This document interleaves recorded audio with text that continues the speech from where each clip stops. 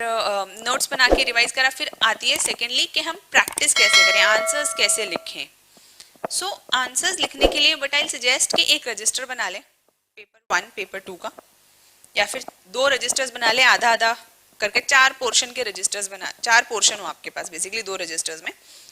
तो उस एक पोर्शन जैसे पेपर 1 है, उसके अंदर जो भी पास्ट ईयर के क्वेश्चंस हैं वो लिख लो, ऊपर क्वेश्चंस की हेडलाइन लिख के, देयर इज पेन,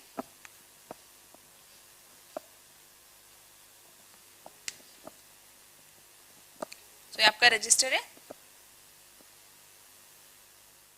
यहाँ पे अपना क्वेश्चन मार्क बना लो, 2 पेज छोड़ दो, फिर अगले पेज पे ऐसे करके क्वेश्चन लिख लो। बस क्वेश्चंस लिख के अपना रजिस्टर तैयार रखो।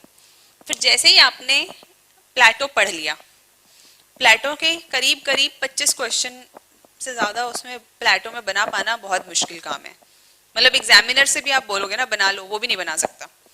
तो मुश्किल से 15 क्वेश्चंस भी नहीं बनते, मैं तो 25 बोल रही हूँ। तो घुमा के फिर आके उसी चीज को रिपीट करने के बाद भी उससे ज्यादा नहीं जाता है चीजें।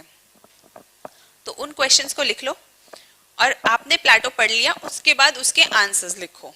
पहला आंसर लिख के देखो क्या ये सही है, नोट्स से देखो क्या चीजें छूट रही हैं, फिर दोबारा लिख लो दूसरे आंसर को। तो धीरे धीरे जब तक आप एक प्लेटो पे ही 5-6 जब आंसर्स लिख चुके होंगे ना, तो वो इतना ज्यादा रट चुका होगा आपको कि आपको लगेगा कि मतलब अब तो नींद में भी लिखवा लो, नींद में भी लिख देंगे प्लेटो, है ना। तो दिस इज वन वे जिससे आपकी प्रैक्टिस होती रहेगी। और एक जो प्रेशर माउंट अप होता है कि अरे पास्ट ईयर के, ये होता है फिलोसफी में तो बहुत कॉमनली होता है कि पास्ट ईयर के पेपर्स से क्वेश्चंस आते हैं, है ना, और क्वेश्चन का फॉर्मेट भी चेंज नहीं होता है, क्वेश्चन भी चेंज नहीं होता है, वो वैसा का वैसा उठा के लगा देते हैं। तो आपको एक तरीके से जैसे कहना चाहिए ना कि पेपर अगर 10% भी आउट है तो वो आपने प्रिपेयर कर लिया। अगर कोई क्वेश्चन रिपीट हो रहा है तो यू हैव प्रिपेयर्ड इट, अगर कोई क्वेश्चन रिपीट हो रहा है तो यू हैव प्रिपेयर्ड इट। तो आपकी आंसर राइटिंग हो रही है, आपके सॉर्ट ऑफ नोट्स प्रिपेयर हो रहे हैं। क्यों सॉर्ट ऑफ नोट्स कैसे प्रिपेयर हो रहे हैं? एक तो वो वाले नोट्स हो गए जो आपको रिवाइज करने हैं, एक वो वाले नोट्स हो गए जिनको आप रेगुलरली देख सकते हो। जैसे कि आपने यहाँ पे आंसर लिखा, लिखते गए, तो जब आपको कहीं पर टेस्ट देने जाना है तो you might not open your notes, just इसको फ्लिप करके देख लो कि मैंने खुद ही क्या लिखा था, है ना। मोस्टली पॉइंट्स आप डाल दोगे, नहीं डालोगे तो रेड पेन से कोने में लिख सकते हो कि भाई यहाँ पे ये पॉइंट्स मिसिंग है।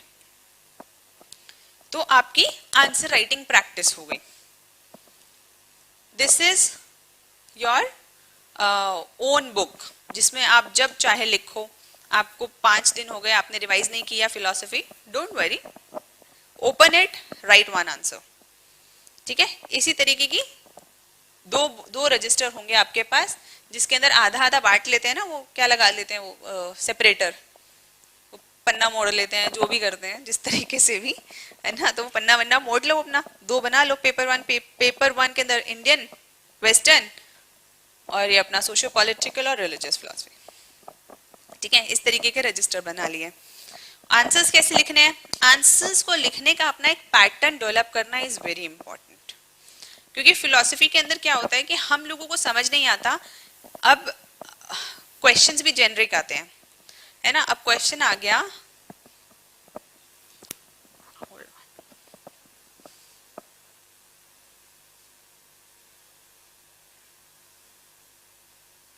जब हम प्लेटो देख ही रहे हैं तो एक बार इसको देखते हैं कि जैसे प्लेटो है।